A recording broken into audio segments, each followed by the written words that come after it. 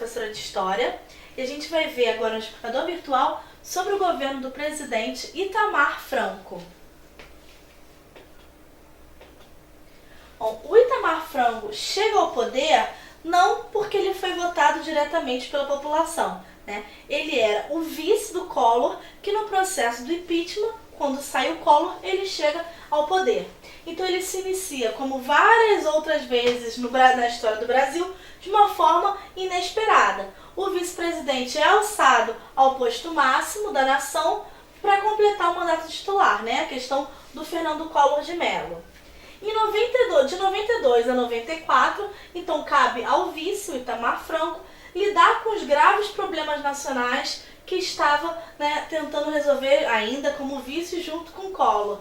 Em especial o da hiperinflação, da estagnação do PIB estacionado nos mesmos patamares das épocas anteriores.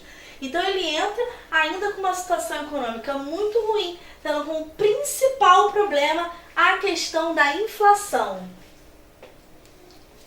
E como é que era a realidade brasileira quando ele chega ao poder?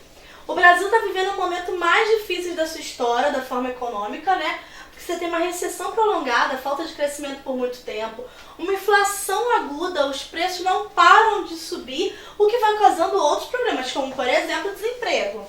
Em meio a todos esses problemas, você tem o recém-impeachment do Collor, né? Então teve essa estabilidade política toda. Os brasileiros se encontram numa situação de descrença geral nas instituições e baixa autoestima.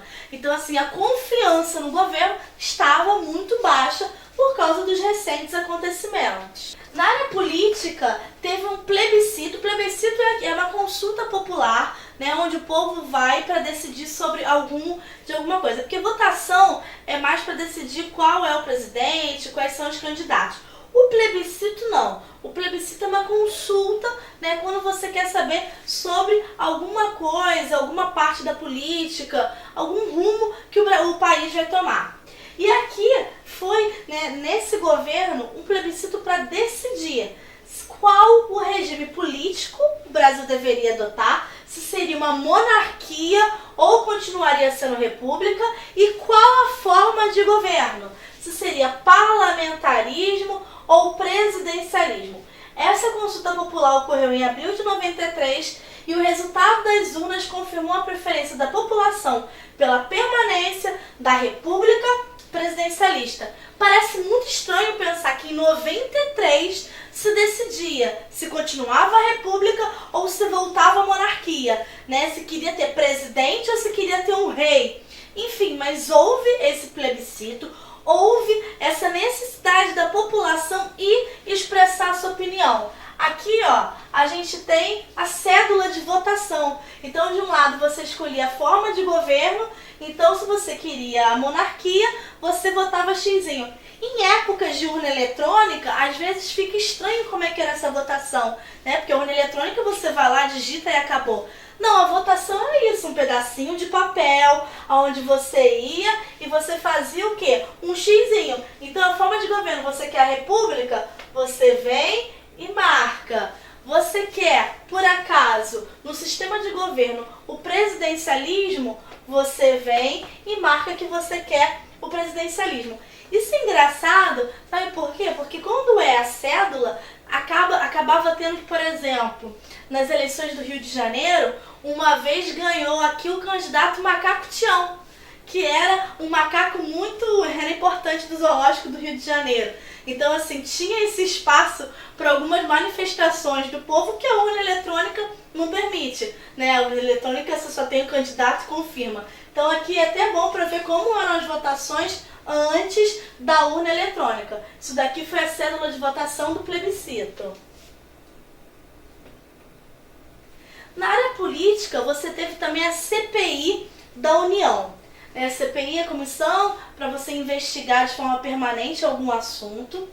Na área incentivo do governo federal, criada a CPI para investigar denúncias de corrupção envolvendo irregularidade do orçamento da União. A CPI revelou esquemas de corrupção que ficou conhecido como o caso dos anões do orçamento, uma referência aos parlamentares baixinhos, que eram ministros e ex-ministros e governadores estaduais. durante os trabalhos da CPI, o país ficou ameaçado de paralisar o processo legislativo. Houve até mesmo rumores de conspiração militar diante da crise parlamentar. Então, depois do Collor, que já tinha sofrido bastante com essa questão da denúncia, da corrupção, o povo brasileiro se vê diante de novos casos de denúncia de corrupção. Agora, no caso conhecido como anões do orçamento. Na área econômica, fez uma tentativa de melhoria. E aí é lançado o Plano Real. O governo implementou, o ministro da Fazenda, o Ministério da Fazenda tinham 3 ministros. Porém, em maio de 93, o senador Fernando Henrique Cardoso foi empossado nesse ministério.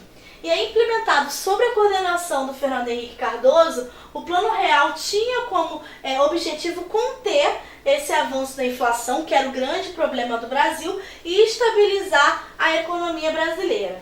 E para ele poder ser concretizado e também ser eficiente, o governo vai adotar medidas visando conter os gastos públicos. Ele privatiza uma série de empresas estatais, empresas que eram do Estado são vendidas, e aí reduz o consumo com o aumento da taxa de juros e baixando também o preço dos produtos por meio da abertura da economia à competição internacional. Então o Plano Real entra com uma série de medidas, tendo como principal objetivo a melhora da economia e a diminuição da inflação. Em curto prazo, o Plano Real ocasionou a queda da inflação, então conseguiu esse objetivo, e o aumento do poder aquisitivo da população. Só que a longo prazo, os economistas já previam que teria um processo recessivo. Então, assim, de imediato conseguiu resolver. Só que a longo prazo, não ia conseguir manter esse sucesso por muito tempo e geraria enorme desemprego. Então, as taxas de desemprego foram muito grandes. Só que enquanto isso não ocorria, o governo ia obtendo expressiva popularidade. Nessa conjuntura política, articulada a candidatura oficial do senador e ministro Fernando Henrique Cardoso, que tinha estado à frente do Plano Real, que foi o plano que de fato teve sucesso para resolver o problema econômico do Brasil e acabar com a inflação. Então, em cima dessa questão do Plano Real, Fernando Henrique Cardoso é eleito presidente da República. Mas esse é tema da próxima videoaula. Tchau!